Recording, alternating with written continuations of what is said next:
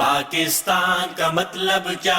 لا الہ الا اللہ. پاکستان کا مطلب کیا؟ لا الہ الا اللہ. پاکستان کا مطلب کیا؟ لا الہ الا اللہ. ناظرین ویلکم بیک ٹو پیغام پاکستان. ڈاکٹر صاحب بات ہو رہی تھی حکمران اور رعایا کے تعلق کی. اسلامی تناظر میں ہم مسلمان ہیں، ریاست مدینہ کا نام بھی لیتے ہیں، ریاست مدینہ کو آئیڈلائز بھی کرتے ہیں.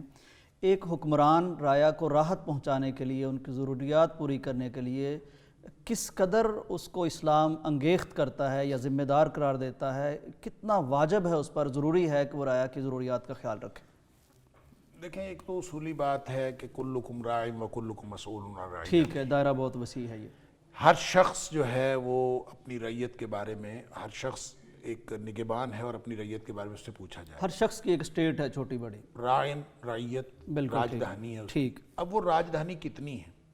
ایک فرد کی، اس کا جسم اس کی راجدھانی ہے. ایک گھر کے سربراہ کی، نبی کریم صلی اللہ علیہ وسلم کی وضاحت بھی فرمائی بالکل کہ والرجل راعن فی بیتہ، آدمی جو ہے اپنے گھر کا نگران. اسی طرح والمرأۃ راعیۃ فی بیت زوجہا، جو خاتون ہے وہ اپنے شوہر کے گھر کی. ہاں جی، ذمہ تو دار یہ ہے. ایک پورا، یعنی ہر جگہ پہ ذمہ داری جو ہے وہ شفٹ ہوتی جاتی ہے. جب کوئی شخص حکمران بنتا ہے تو اس کا ایریا آف جیورسڈکشن بڑھ جاتا ہے، بہت بڑھ جاتا ہے. لہٰذا جتنا اس کا ایریا آف جیورسڈکشن ہے اس سب کے بارے میں وہ مسئول ہے. اللہ اکبر. اسی لیے حضرت عمر فاروق رضی اللہ تعالیٰ عنہ کی بات میں جو بریک سے پہلے عرض کرنا چاہ رہا تھا کہ وہ حجاز میں بیٹھے ہوئے اور ان کو فکر یہ ہے کہ فرات کے کنارے، کیونکہ ان کا ایریا آف جیورسڈکشن ہے، تو فرات کے کنارے اگر کوئی جانور یا کوئی کتا بھی پیاسا مر گیا تو مجھ سے قیامت والے دن پوچھا جائے گا. ذمہ داری ہے نا، مسئول ہے. جانوروں تک کا خیال ہے. ظاہر ہے ہر چیز کا، پوری رعایا جو ہے وہ سب چیزوں کا خیال ہے.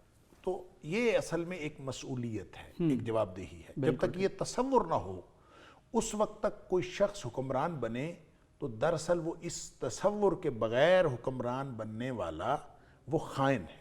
نبی کریم صلی اللہ علیہ وسلم نے فرمایا ان اخونکم من طلبہ، تم میں سے جو شخص عہدہ طلب کر کے لیتا ہے وہ بدترین خائن. تو وہ خائن اس لیے نہیں ہوتا کہ وہ اس نے طلب کیا ہے تو وہ اس کے دل میں خیانت ہے یا وہ خیانت کے پلاننگ کے تحت کر رہا ہے. اس کا مطلب یہ اس کے ہاں مسئولیت کا تصور ہی نہیں ہے، اور جو اندازہ نہیں ہے کہ یہ کانٹوں کی سیج ہے. اس کو یہ معلوم ہی نہیں ہے کہ میں جب یہ ایریا آف جیورسڈکشن بڑھے گا تو میرا امتحان بڑھے گا، میری تو مسئولیت بڑھے گی. لہٰذا حکمران جو ہے اس سے اس کے ایریا آف جیورسڈکشن کے مطابق اس سے پوچھا جائے گا. لہٰذا اب اس کے اوپر فرض کیا عائد ہوتا ہے؟ بالکل صحیح. اس کے اوپر فرض یہ عائد ہوتا ہے، پہلی تو بات ہے حکمران ایسا ہونا چاہیے کہ جو اس بات کا اہل ہے، صلاحیت رکھتا ہے، احساس رکھتا اور جو نبی کریم صلی اللہ علیہ وسلم، اللہ نے قرآن میں فرمایا ان اللہ یأمرکم ان تؤدوا الامانات، یہ حکم الہی ہے، یہ حکم ہے. اور یہ جو حکم ہے، اب دیکھیں، ایک ہوتا ہے حکم اور ایک ہوتی ہے نصیحت. حکم کے اندر، حکم تو قانونی حکم ہوتا ہے، کسی کو فائدہ بھی ہو سکتا ہے، کسی کو نقصان بھی ہو سکتا ہے. تو جو وعظ ہوتا ہے وہ نصیحت ہوتی ہے، اس کے تذکیر ہوتی ہے، اس کے اندر لازماً خیر خواہی مخاطب کی موجود ہوتی ہے.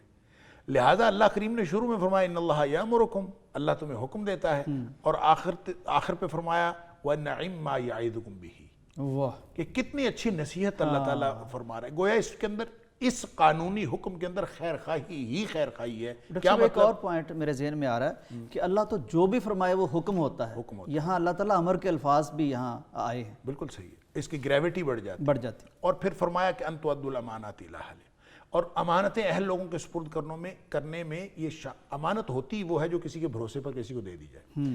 لہٰذا جب نبی پاک صلی اللہ علیہ وسلم کی حدیث جو ہے اس کو واضح کرتی ہے کہ عہدہ غیر نااہل آدمی کو اگر دیا جائے تو اس سے کیا کیا حالات جو ہیں وہ قیامت کی نشانی بھی قرار دیا گیا نا ڈاکٹر صاحب.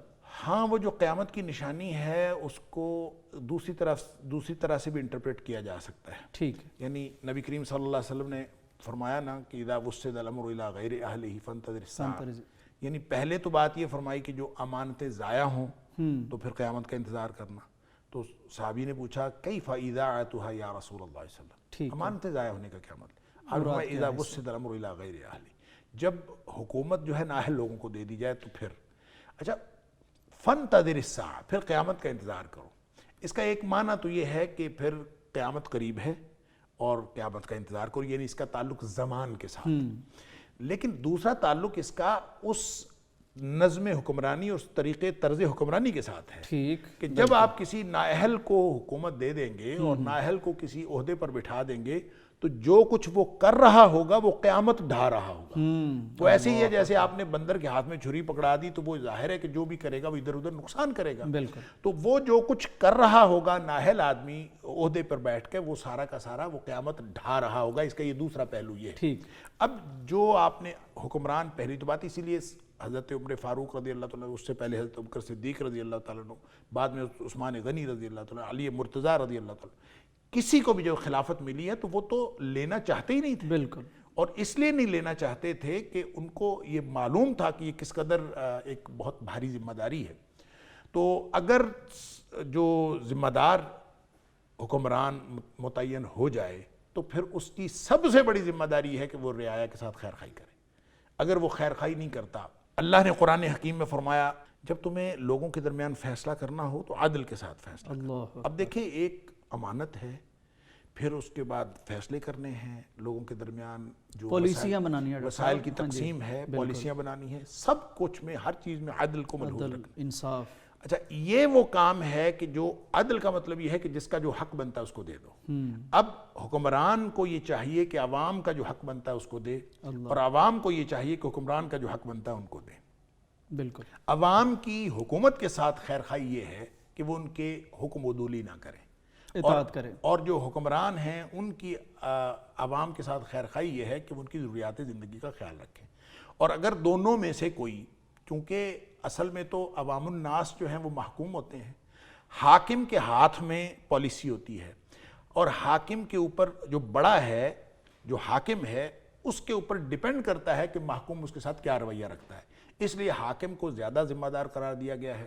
اور نبی اکرم صلی اللہ علیہ وسلم کا فرمان ہے کہ اگر کسی کو راج دہانی دی گئی، کوئی بھی حکومت دے دی گئی، اقتدار دے اس دیا کو گیا، سلطنت دے دی گئی، اس کو اقتدار دیا گیا، اور وہ شخص اپنے جو رعایا ہے اس کے ساتھ وہ خیر خواہی نہیں کرتا بلکہ دھوکہ کرتا ہے، غاش لرعیتہ، کہ وہ دھوکہ کرتا ہے، ان کے ساتھ اچھا سلوک نہیں کرتا، تو فرمایا کہ پھر وہ جس دن بھی مرے گا الا کان من اصحاب النار، وہ جہنم والوں میں سے ہوگا.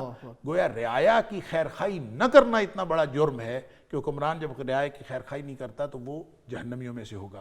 تو اسی طرح اگر وہ عدل کے ساتھ عادل اس نے حکمران، ان کی دنیا خراب کی، اس عمل نے اس کی آخرت خراب کی. اور اگر وہ عادل ہے، اور اگر وہ عادل حکمران ہے، اور حکمران وہ عدل کے اصولوں کے تحت ہر حقدار کو اس کا حق پہنچاتا ہے، بالکل، تو پھر عادل حکمران کا درجہ یہ ہے کہ اللہ کریم قیامت والے دن ان 7 لوگوں میں اس کو کرے گا جن کو اللہ کے عرش کا سایہ نصیب ہوگا. جس دن اللہ کے عرش کے سائے کے علاوہ کوئی اور سایہ موجود ہی نہیں ہوگا، تو وہ عادل حکمران وہ بھی اس میں آئے گا، امام عادل، جو لوگوں کے حقوق کا خیال رکھتا ہے.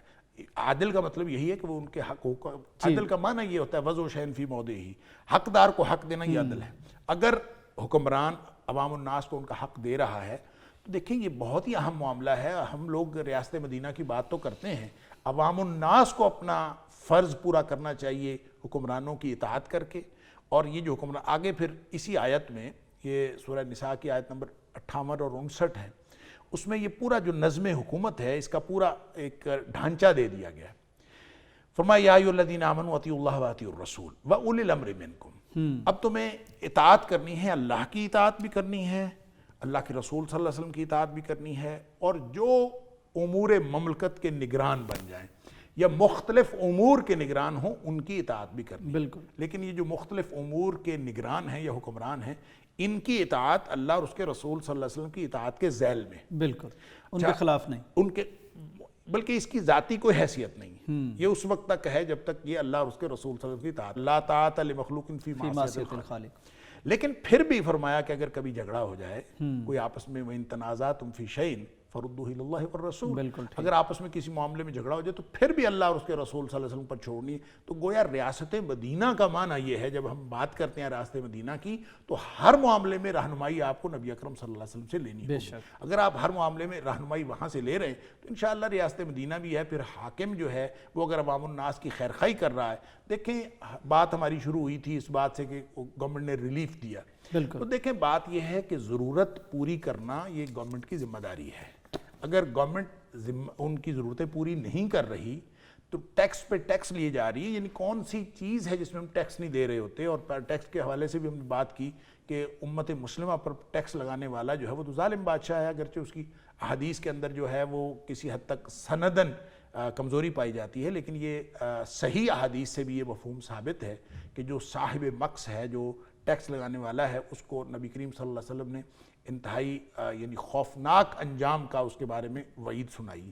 تو اس طرح کی چیزیں جو ہیں وہ اگر ہم اس کو اپنا لیں گے، ہمارے حکمران بھی اپنا لیں گے اور ہمارے عوام الناس بھی اس کے ساتھ اپنے فرائض ادا کریں، تو یہ ایک وہ ڈھانچہ سا بنتا ہے جو ریاست مدینہ کا ہے. اللہ کرے حکمران عوام الناس کے حقوق کا خیال رکھیں تو پھر عوام جو ہیں وہ اگر پوری طرح حکمرانوں کے ساتھ خیر خواہی کریں گے تو ریاست مدینہ کا تصور ابھرے گا. بہت شکریہ ڈاکٹر صاحب. ناظرین، حضرت عمر رضی اللہ تعالیٰ عنہ، اس سے پہلے کے خلفاء، پھر عمر بن عبدالعزیز اور دیگر جو عادل حکمران تاریخ اسلامی کے گزرے ہیں، وہ ڈٹرمن کرتے ہیں کہ رعایا اور حکمران کا تعلق کیا ہوتا ہے، کس طرح ایک حکمران اپنی رعایا کے ساتھ جی رہا ہوتا ہے. اگر ان پہ تنگی ہے تو یہ اپنے آپ پر تنگی محسوس کرتا ہے، انہیں اگر نیند نہیں آتی یہ بے چین ہو جاتا ہے. قحط کے دنوں میں حضرت عمر رضی اللہ تعالیٰ عنہ کے دسترخوان سے روغن یعنی گھی وغیرہ یہ تر چیزیں یہ اٹھا دی گئیں اور حضرت عمر رضی اللہ تعالیٰ عنہ بالکل سوکھ گئے. یعنی یہ کیفیت ان کی، اور پھر جس طرح انہوں نے یہ ڈاکٹر صاحب نے کوٹ بھی کیا فرمان کہ ایک جانور تک کے بارے میں پوری طرح حساس ہوں، کہیں اللہ اس کا نہ پوچھ لے. یہ تو گویا کہ کند چھری سے ذبح ہونا ہے یہ جو حکمران بننا ہے، اگر معلوم ہو کہ یہ کتنی بڑی ذمہ داری ہے. تو ہم کوشش یہی کر رہے تھے کہ ہمیں بھی احساس ہو کہ حکمرانوں کے ساتھ ہمارا اللہ اور اس کے رسول کیا تعلق چاہتے ہیں، اور اللہ اور رسول حکمرانوں سے کیا چاہتے ہیں کہ وہ رعایا کے باب میں خیال رکھیں، ملحوظ رکھیں. بریک کا وقت ہے، واپس آتے ہیں. پاکستان کا مطلب کیا؟ لا الہ الا اللہ. پاکستان کا مطلب کیا؟ لا الہ الا اللہ. پاکستان کا مطلب کیا؟ لا الہ الا اللہ.